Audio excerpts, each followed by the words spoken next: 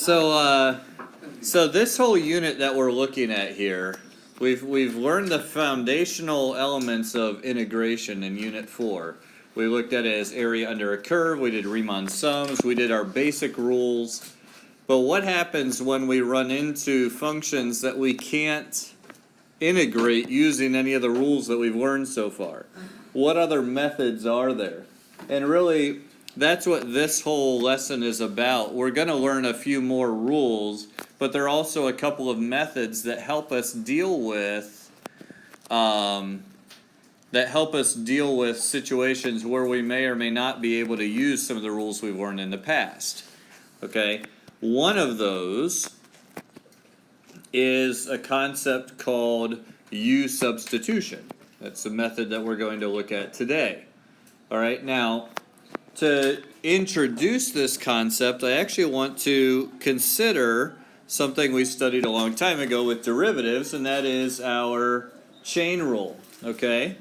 Now, the chain rule was how we dealt with derivatives of composite functions. So notice here the derivative of f of g of x is f prime of g of x times g prime of x. The derivative of the outer times the derivative of the inner.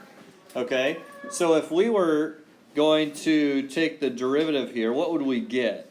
You guys can do this. What do we get when we're taking the derivative of 2/3 times x cubed plus 1 to the 3/2 power?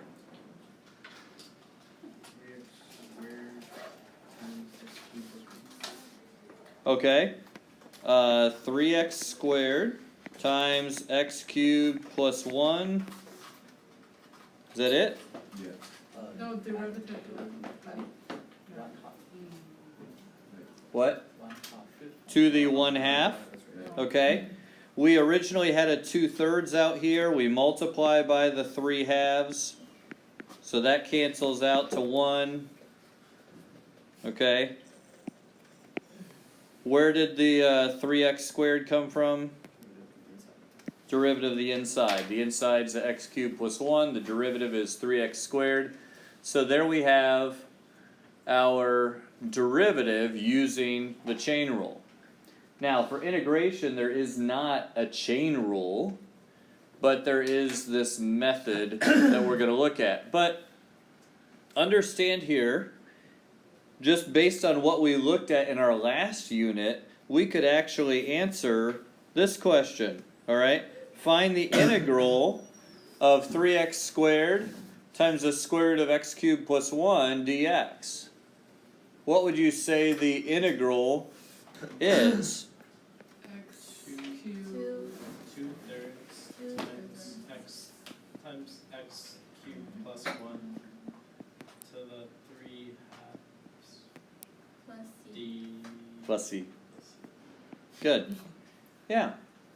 That's all that is. If we know that we had to take the derivative of this to get to that, then when we integrate it, it's going to take us back to the original function, except possibly for this constant. So we differentiate to get from here to here. We integrate to get from here back to where we started. Okay? Plus c.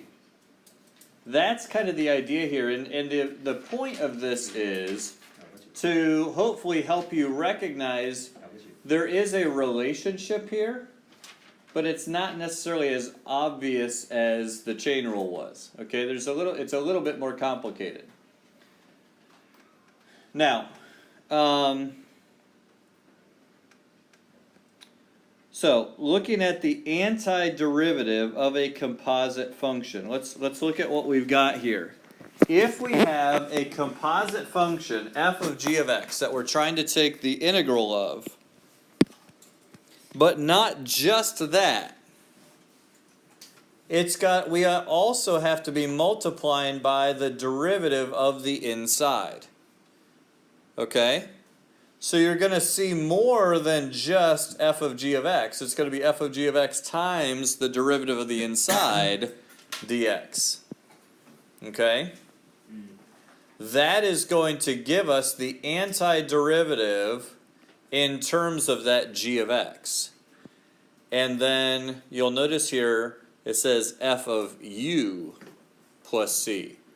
That u is where we're talking about u substitution, and this is the whole method that we're looking at. And you can see this kind of playing out down here below. Let me bring this up here. Yeah. Is in the integral is g prime of x, do you take the derivative of that to get g of x, or is that antiderivative? Like just the Right, this g prime of x, it's already there. You're not actually doing anything. This is the original problem. It's set up this way. If it's set up this way, then you end up with capital F of g of x. All right?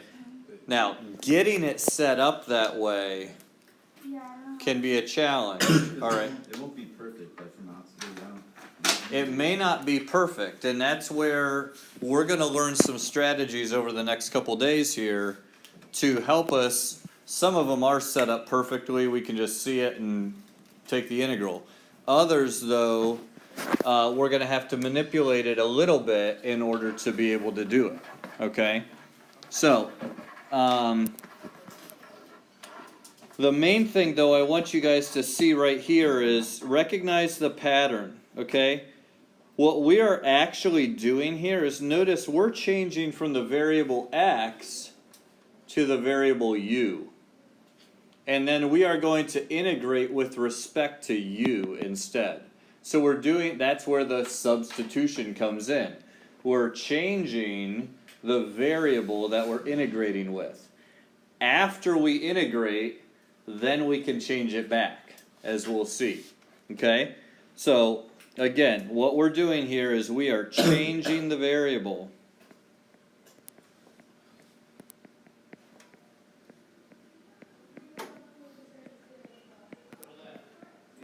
from x to u. And we'll look at a number of examples here of how we will do it, and I'll give you a chance to try a couple like this as well. Okay? So let's look down here at a few of these examples. We'll start with this first one. Okay? So we've got the integral of 2x times x squared plus 1 to the fourth. Now, up to this point, if I had asked you to do this, you would have to expand the x squared plus 1 to the fourth, distribute the 2x in, and then you could use the rules that we've learned. Okay? That's kind of a pain. It's, even if you do remember your binomial expansion, it's still a little bit of a pain to do. There's an easier way, though. And that is, if we recognize here, there is an inner function that's being raised to the fourth power. Okay? That's going to be u. U is x squared plus 1. Okay? Now, du, if I take the derivative, du dx is 2x. Okay? So, I'm actually going to multiply both sides of this by dx, and that's going to give me du equal to 2x dx. Okay? Now watch this. This is important. Okay? You'll notice here that I have u right here. It's being raised to the fourth power. Okay? I'm going to rearrange what's in the integral here. Okay? And I'm going to rewrite this as the integral of x squared plus 1 to the fourth times the 2x dx. And I'm rearranging this. Eventually, you'll be able to do this part just by looking at it, and you won't have to write this step. But I want to show it to you at this point, because if you'll notice, we still have the u that's going to be to the fourth power, but du is 2x dx. Well, guess what? That is right here. Okay? So, here's where the u substitution comes in. Oh. I am going to rewrite this as the integral of u to the fourth du. notice this whole thing is du. Okay? Now, we know how to take the integral of u to the fourth, right? What's the integral? What? 1/4 u. No, one no. unit. What? 1/5 u to the fifth. There we go. We'll remember. 1/5 u to the fifth. Okay? 1/5 u to the fifth. Now, we were not asked to integrate with respect to u, so our answer should not have u's in it. Our answer should be in terms of x, but now that we've integrated, we can substitute x cubed plus 1, or x squared plus 1 back in, and now we have our final answer, x squared plus 1 to the fifth over 5 plus c. How 2x times dx become du? We solved for that, right here. Derivative. We took the derivative of u and the derivative of x squared plus 1, and then we solved for what du is, and then we recognized, hey, that right there is du. Okay? This takes some getting used to, but the nice thing is the process is identical every time. It Okay. makes sense So every is time. the one right below the same answer? Well, that's a good question. The only difference here is that this has an x and this has a 2x. All right. So actually, let's look at that one more closely. I'll actually just erase this, and we can start from here because everything else will be the same up to this point, right? With the second one. Okay. So this second one, let me get to different color here. That was a great question. Notice the second one here just has the x. So when I still see that u is x squared plus 1, I find du to be 2x dx Wait, why is it still 2x? because it's still Oh, right. x squared plus 1 to the fourth. It just changed a little bit, all right? So when I do this, I'm going to rearrange it again. It's the integral of x squared plus 1 to the fourth times x dx. Do I have du in here? It's not No. equal to it. What? It's not equal to it, so. It's not exactly equal to it. It's not quite there.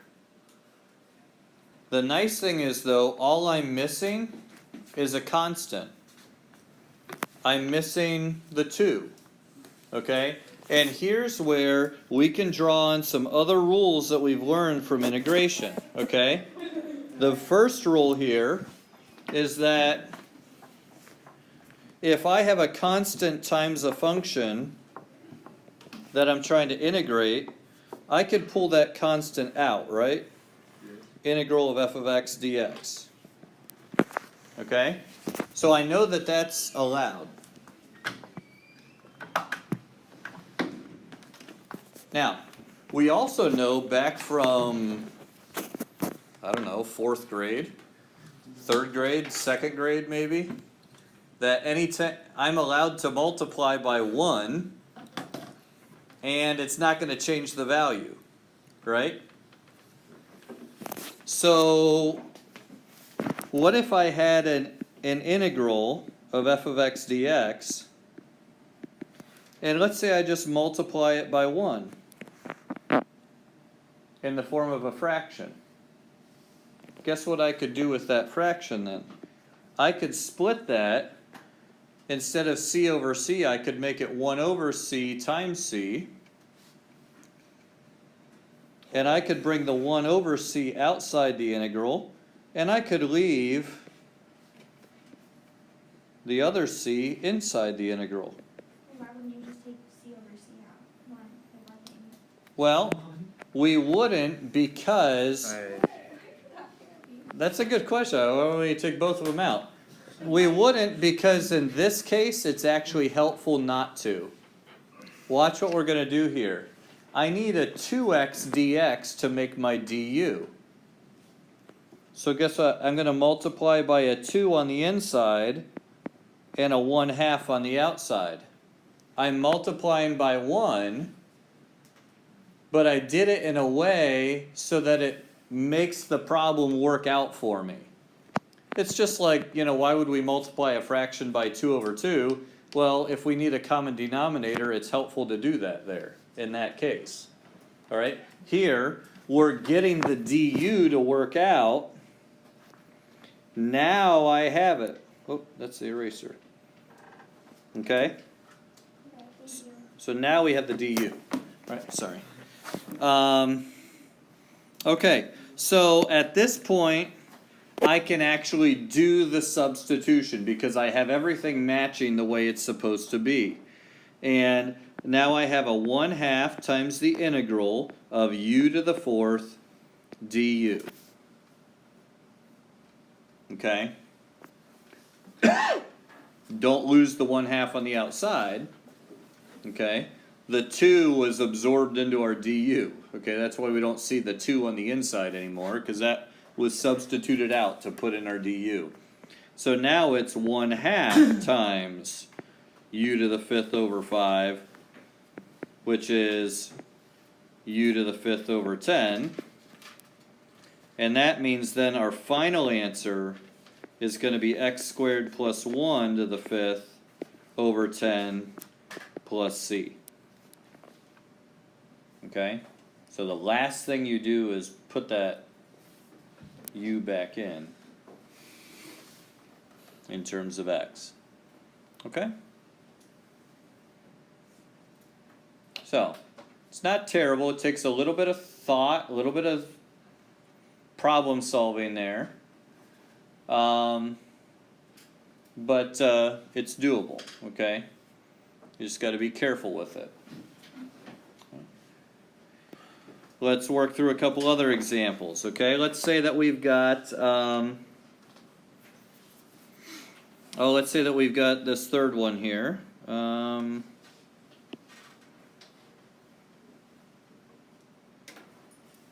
Let's get a color I haven't used yet. There we go. Okay. So, we're going to do the integral of x squared, radical x cubed plus 1, I'm going to rewrite as x cubed plus 1 to the 1/2. We almost always do that in calculus applications because that will be helpful. Alright, so as you're looking at this, obviously we see some things multiplied, we see a composite function there. What's u going to equal in this case? X cubed plus Yeah, x cubed plus 1. Alright, x cubed plus 1. So then, what would du equal? 3x squared. 3x squared dx. Okay, don't lose the dx there. Okay? So now we have to ask ourselves, do we have the 3x squared that we need in order to do our substitution? Well, I have an x squared dx, and I have the x cubed plus 1 to the 1/2. We're missing the 3. Okay, so we're going to do the times 3 in here, and then divided by 3, or times 1/3 on the outside. Okay? Yeah. So we're just multiplying by 1. Now we can substitute. Alright? Now we can substitute it in. We have 1/3 integral of u to the 1/2 du. This whole thing is du.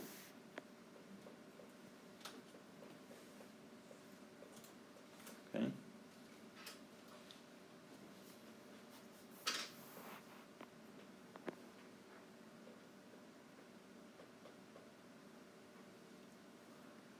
Now, Wait, where'd you get u to the 1/2? can someone explain where we got u to the 1/2? It's just Yeah, it's good. It's x cubed plus 1 to the 1/2. Alright? Okay, and then the 3x. And that's our u. Is the d. Yeah, that whole thing right there is du. That's what we just found over here. Okay? Alright, so now what's the integral of something to the 1/2? 2 over 3 u squared 3 over 2. There you go, good. Okay? 2/3 u to the 3/2. We simplify a little bit. 2/9 u to the 3/2. And now that everything's simplified, we're at the end. Now we can substitute back in the x cubed plus 1. X cubed plus 1 to the 3/2 times 2/9. Okay. Yes, Melissa? Let's see, right? Where did x squared go? Where did the x squared go? Yeah. This is where the substitution comes in. Okay? Yeah, but that was right. That was. This right there, up in the corner, du is 3x squared dx. Okay. So I'm literally removing this whole thing, and I'm replacing it with just the du. Okay? So I'm removing the 3x squared dx. Not that part. What part are you looking at? So, Yeah. Oh, that x squared at the beginning? Yeah. I just rearranged it. Notice it was written in front of the parentheses here. I just put it over here next to the dx. Because it's multiplication. I just switched the order. Okay. Yeah, you might have to... And that's the kind of thing, guys, once you get the hang of it, you may not actually write it out again reorganized. You might leave the x squared here and just say, okay, x squared and dx go together. I throw a 3 in there with the 1/3, and you might do it that way, okay? You know, you might just write, hey, there's a 3, here's a 1/3, and this together is my du. Eventually, you might get to the point where you're comfortable enough to do it that way. Okay, a little less writing, but Do they have to go together? yeah, they have to go together because the whole thing goes together to make du. I know it's kind of a weird concept. It's kind of strange to get used to doing, but notice we're simplifying it by substitution. We're making it look simpler so that it matches something we actually have a rule for. Okay.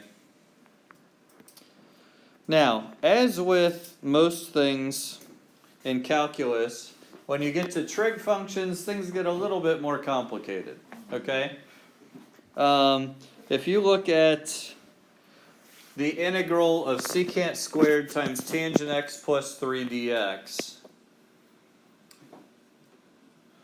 obviously we see a couple of different functions there.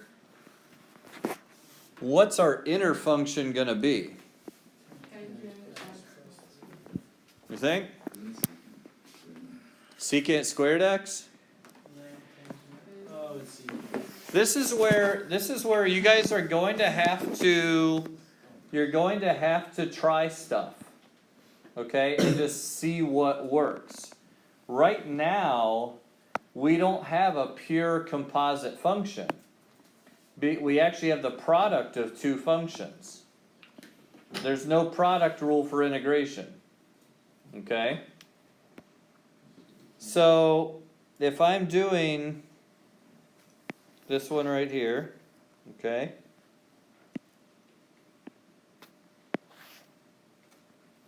What's one thing that we could do? Since we don't have a product rule, distribute, okay? Yeah, let's try that. We have the integral of secant squared x times tangent x dx plus the integral of 3 secant squared x dx. Now you'll notice not only did I distribute, but I distributed and I broke this into two separate integrals. And the reason why I did that is, what do you notice about the second integral? Huh? Yeah, we know what the integral of secant squared is. What does it equal? It's just tangent. So in this case, it's going to be, we know the end of this is going to be plus 3 tangent x plus c. So that part we don't need to use the substitution for. The first part we do. Okay? So, now that we're looking just at this portion,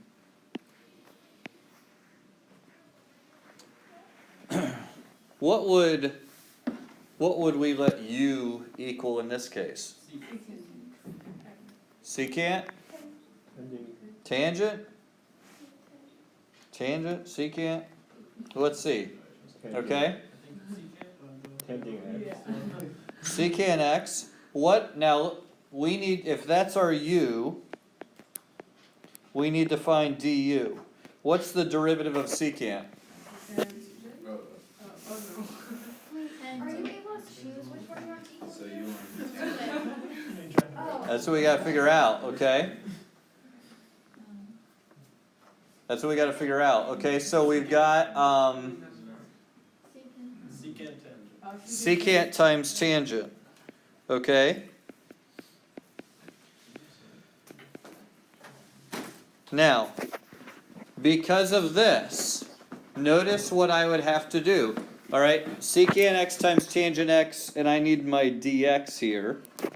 So I would need to rewrite this as secant x times secant x times tangent x dx. And notice here, this matches du, right? Wait, why is secant x times secant? Oh, because the derivative of tangent x? Well, it's just secant squared. I split it up so we could see the u and we can see the du. So it works. Okay, so let's see if it'll work here. So that's my du. Secant x is u. So what's, oh, can I take the integral of u? What does that equal? It's u squared over 2, right? U squared over 2 is the integral of u du. Okay? So now if I plug secant back in, I get a secant squared x over 2. So my final answer, What if we take tangent as u? Not mine. okay? If I do that, that's my final answer. Alright?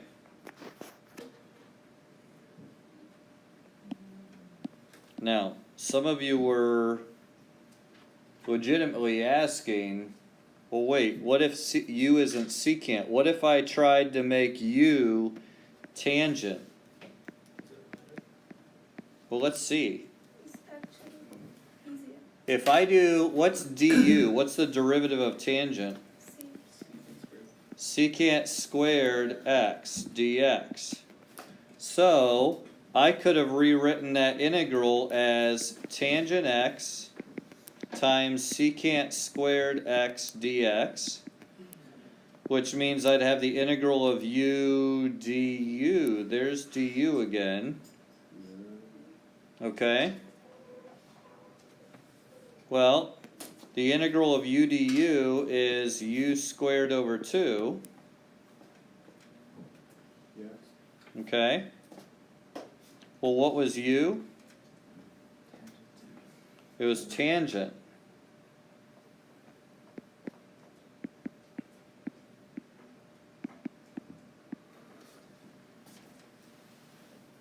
Okay?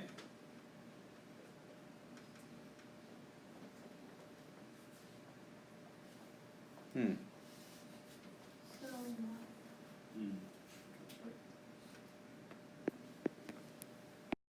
Okay, so let's think about this here. If these are the two results that we got, okay, is it possible that those could be equal? Yes, sir.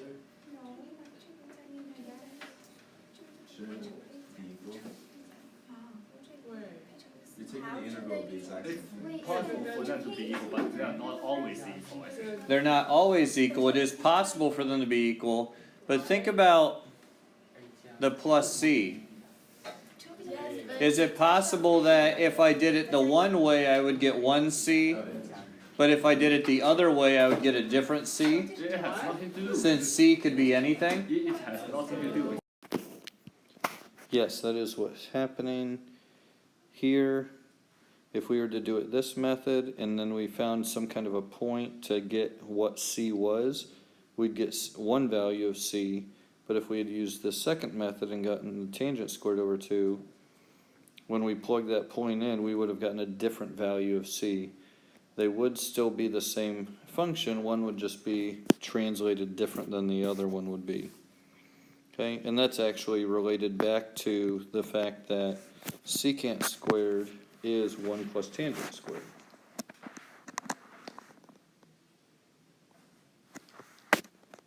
So actually we could modify this first equation using that identity, 1 plus tangent squared over 2 plus 3 tangent squared plus c, and then we could split that up, so we've got a half, and we've got a tangent squared x over 2 plus 3 tangent, that should just be a tangent, plus c plus a half. So actually the method with the secant squared gives us one that was translated a half a unit higher than the one that had the tangent squared to begin with.